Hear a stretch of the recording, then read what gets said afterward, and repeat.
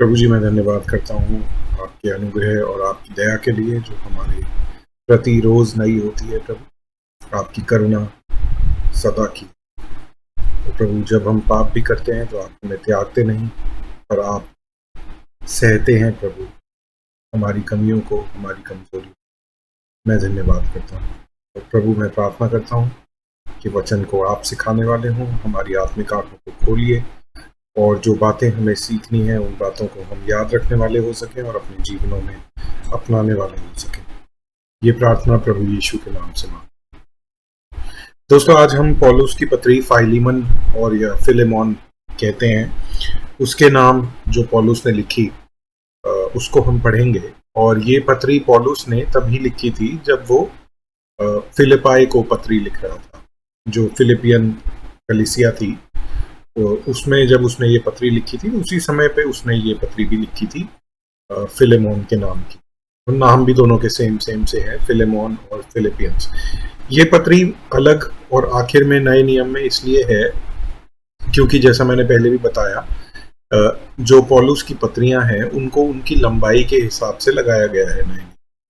तो क्योंकि ये सबसे छोटी पत्री है तो ये पौलुस की सबसे आखिरी पत्री।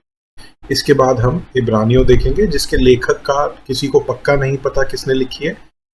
मुझे लगता है कि इब्रानियों भी पौलुस ने ही लिखी होगी, लेकिन इसके कोई हमें पुख्ता सबूत नहीं मिलते।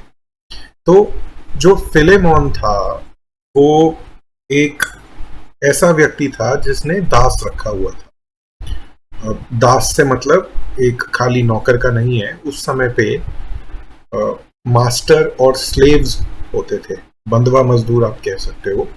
बंधुआ मजदूर से भी कुछ ज्यादा ही खराब परिस्थिति होगी।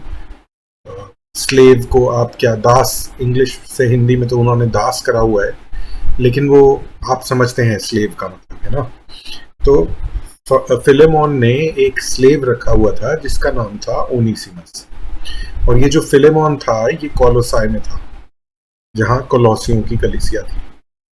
अब ये जो ओनेसिमस था, इसका जो दास था, ये उसे छोड़ के भाग जाता है फिलेमोन को। और उस समय पे किसी दास के लिए अपने मालिक को छोड़ के भागना बहुत बड़ी बात थी। इतनी बड़ी कि रोमन राज्य के अंदर उसको क्रूस की मृत्यु दी जा सकती थी, जो दास अपने मालिक के घर से छोड़ के भाग जाए।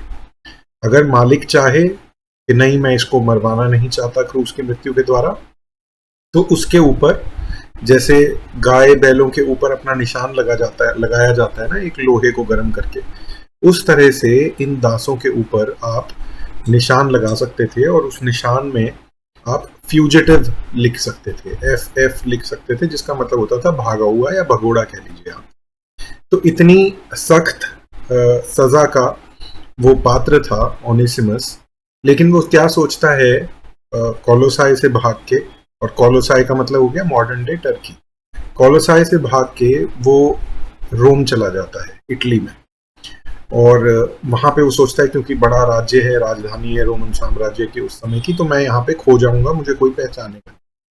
कैसे हालात हुए या क्या हुआ कि वो पौलुस के संपर्क में आता है, जो कि पहली इम्प्रिजनमेंट थी पौलुस की। यहाँ पे उसकी बात हो रही है जब पौलुस को घर के अंदर बंदी बना के रखा हुआ था, ठीक है। और वहीं से उसने फिलिपियों की पत्री भी लिखी थी, हमने इसके बारे में पहले बात करी है।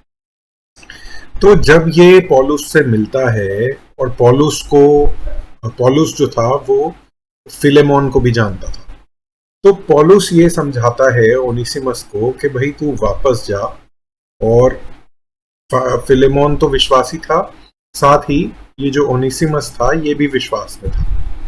कैसे विश्वास में आए ये दोनों, इसके बारे में हमें नहीं पता लगता, लेकिन क्योंकि पौलुस की मिनिस्ट्री थी और पौलुस को जानते थे, तो हो सकता है कि पौलुस की ही प्रचार के द्वारा, सुसमाचार के प्रचार के द्वारा, ये ओनेसिमस और इसका मालिक फिलेमोन, ये दोनों विश्वास में आए हों। पौलुस अपनी पत्री में ये लिखता है, फिलेमोन को बोलता है कि तू जा वापस अपने मालिक, ओनेसिमस को बोलता है कि तू जा अपने मालिक फिलेमोन के पास, और मैं तुझे एक पत्री लिख के दूंगा जिससे कि वो तेरा कुछ बुरा नहीं करेगा और तुझे अपना लेगा। मैं उसे बताऊंगा कि भाई ये अब मसीह भाई है, इसे अपने भाई के समान मान, और अगर इसने कुछ तेरा बुरा किया है तो उसका जिम्मेदार मैं हूं।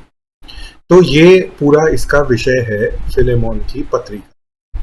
बाइबल में ये क्यों दी हुई है? क्योंकि इसमें कहीं ना कहीं आप देखने की कोशिश करिएगा कि हमें किस तरह से प्रभु यीशु मसीह और उनसे हमारे दूर जाने का, और फिर प्रभु यीशु मसीह का हमें वापस लाने का, ये कह के परमेश्वर के पास कि अगर इन्होंने कुछ गलत किया है तो वो मेरे खाते में लिख दो, उसकी हमें एक प्रतिबिंब इसमें देखने को मिलता है, उसकी एक परछाई देखने को मिलती है सुसमाचार की। शायद इसलिए इस पत्री को बाइबल में रखा गया है। तो आइए हम और समय बर्बाद किए बिना इसको पढ़ना शुरू करते हैं। छोटा सा एक ही अध्याय है इसमें और छोटी सी पत्री है, तो हम इसको आज ही खत्म कर लेंगे।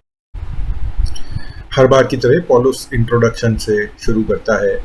पौलुस की ओर से, जो मसीह यीशु का कैदी है, और भाई तिमोथियस की ओर से हमारे प्रिय सहकर्मी फिलेमोन और बहन अफिया, और हमारे साथी योद्धा अर्खिपुस, और फिलेमोन के घर की कलीसिया के नाम। अब फिलेमोन के घर में कलीसिया भी चलती थी, इसका मतलब ये एक अच्छा विश्वासी था।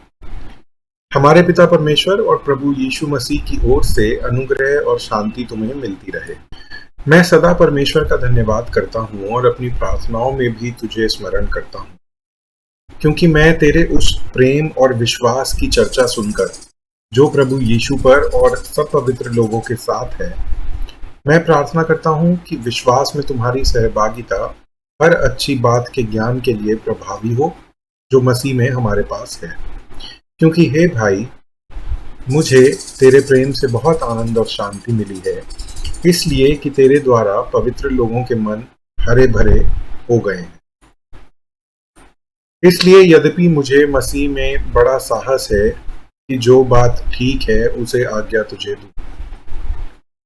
आज्ञा तुझे दूं, तो भी मुझ बूढ़े पौलुस को, जो अब मसीह यीशु के लिए कैदी हूं, पौल में वो रोम में कैद में था, उसकी बात कर दी उसमें, यह और भी भला जान पड़ा कि प्रेम से विनती करो। तो पौलुस ये कह रहा है कि मेरे पास हक है कि मैं तुम्हें आज्ञा दे सकता हूँ, लेकिन फिर भी मैं प्रेम से विनती कर रहा हूँ उस बात के लिए जो अब पौलुस आगे बोलेगा। मैं अपने बच्चे ओनेसिमस के लिए, जो मुझसे मेरी कैद में जन्मा है, तुझसे विनती करता हूँ। अब ये मेन इसका चैप्टर का वो है, सार है, ठीक है ना। ओनेसिमस के लिए विनती। वह तो पहले तेरे कुछ काम का न था, क्योंकि स्लेव था, भाग गया, पर अब तेरे और मेरे दोनों के बड़े काम का है। उसी को, अर्थात जो मेरे हृदय का टुकड़ा है, मैंने तेरे पास लौटा दिया है। उसे मैं अपने ही पास रखना चाहता था कि वह तेरी ओर से इस कैद में जो सुसमाचार के कारण है, मेरी सेवा करे। पर मैंने तेरी इच्छा बिना कुछ भी करना न चाहा, कि तेरा यह उपकार दबाव से नहीं पर आनंद से हो। क्या उपकार? के ओनेसिमस सेवा करे पौलुस की।